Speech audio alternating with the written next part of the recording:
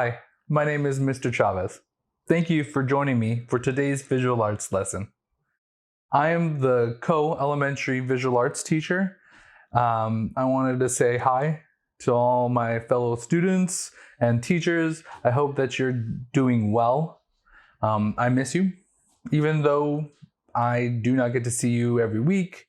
Just like all of the teachers in Seattle Public Schools, we miss all of our students very much and hope that you are doing well. I'm currently videotaping here in my dining room.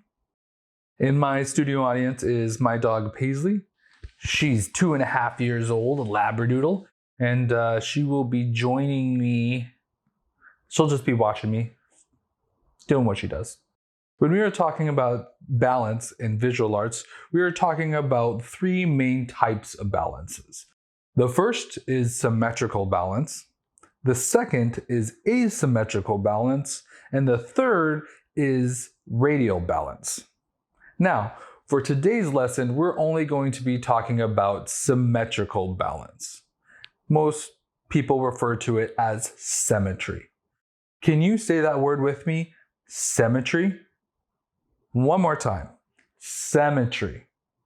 That's it. You can tell if something is symmetrical by drawing a line down the middle and seeing if both sides would fold together and match. For example, here's a picture of a flower. You can see if we draw a line down the middle of the image, both sides would match each other. Since it matches the other side, we then say that this shape is symmetrical. The same could be said about a face. Take, for example, this face.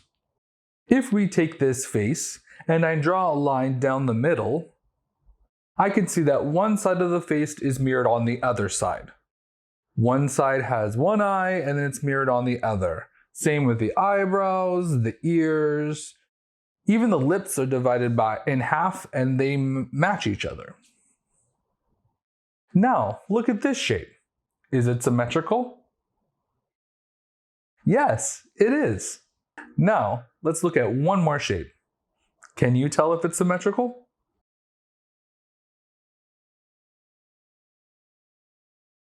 For today's lesson, you'll need a piece of paper, a pencil, and optional, you can use some crayons or colored pencils or markers, whatever you have lying around.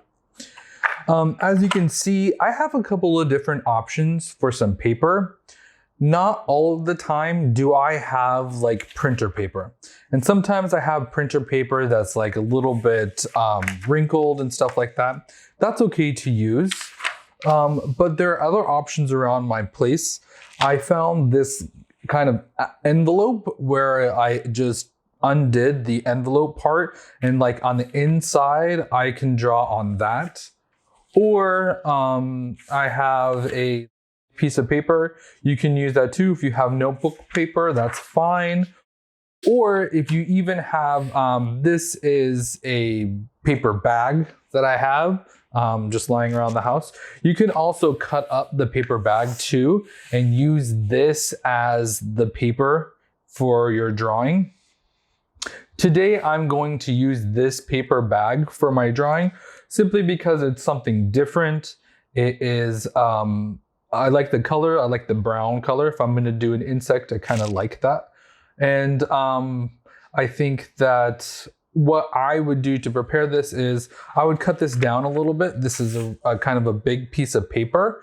And so I'm going to cut this down just a little bit before I start my drawing.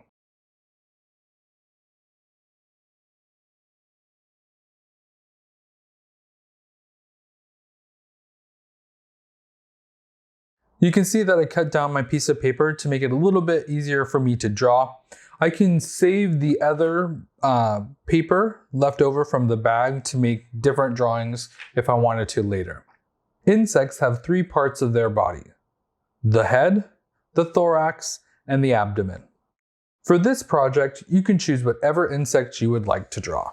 You can choose an ant, or a butterfly, or a beetle if you want. You can even choose a spider. Today, I'm going to be choosing an ant because I really like ants. I like that they work in groups, and I like that they're so strong that they can lift 5,000 times their body weight. I think that's pretty cool.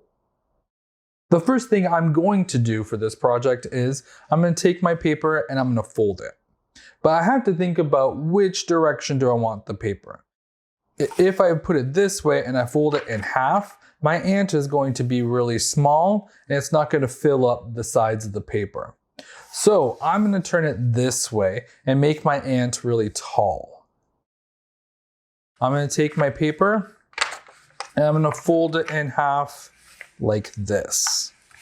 Does it have to be perfect? No. You can even see that I have some edges that aren't perfect. They don't line up exactly, and that's okay. To help you see it better, I'm going to draw a little bit of a dashed line down the middle of my paper. And this is going to be my line of symmetry, where one side is going to then be reflected onto the other side. So the first thing that I'm going to do is I'm going to draw the three basic parts of the insect. I'm going to start off with my head and see how I'm focusing on one side of the line of symmetry. We're going to draw it on one side first and then draw it on the other.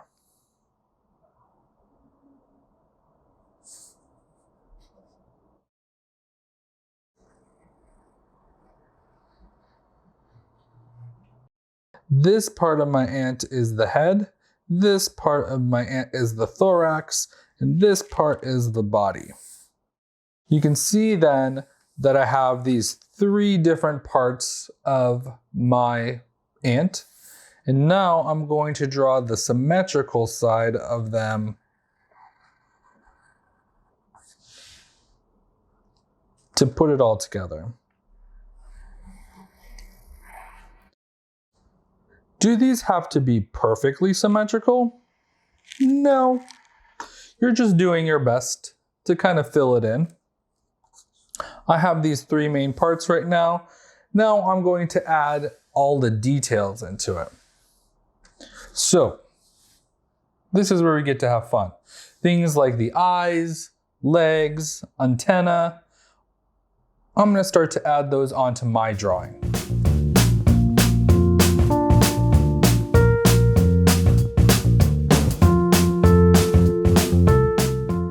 You can see as I go, I kind of line up one side of my ant and then go back to the other side and try to match what I had drawn before. Now I'm going to go back in and kind of add my detail.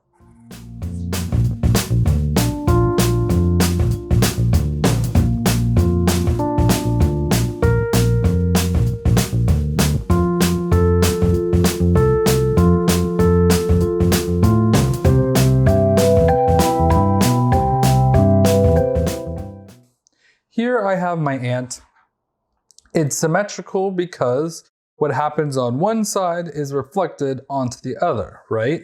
So I got one leg right here that comes up, and I got another leg on the other side that's doing the same thing. I have one antenna over here, and then I have another ant's antenna over there. And even with its little pincers at the front of its mouth that helps them carry the leaves, I put them right there. The next thing that I can do is I can start adding in details and patterns onto my drawing. They don't need to actually be what an ant looks like. I can even go and start to make different details if I wanted to. Like if this part on the back, if I wanted to add like triangle shapes, I can do that. But I want to make sure that whatever shapes that I add on one side, that it's being reflected on the other side to make sure that it's remaining symmetrical.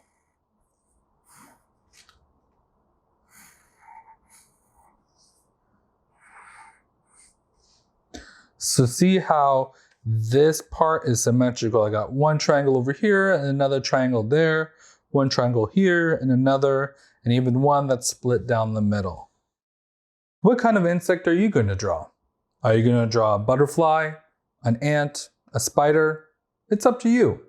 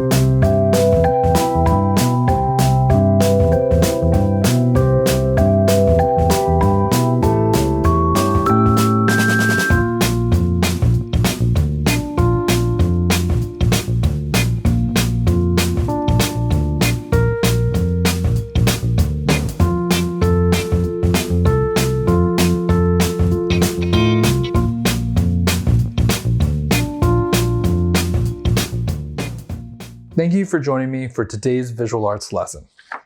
Here's my ant. I've added some details and I've added some different patterns onto it. I can go back and add some colored pencil or crayons if I wanted to, but I'm thinking that it's looking pretty good and I want to continue to work on it just as it is. In today's lesson, we talked about symmetry, we talked about balance, and the 3 parts of an insect. I walked you through how to draw an ant and make it symmetrical, and now it's your turn.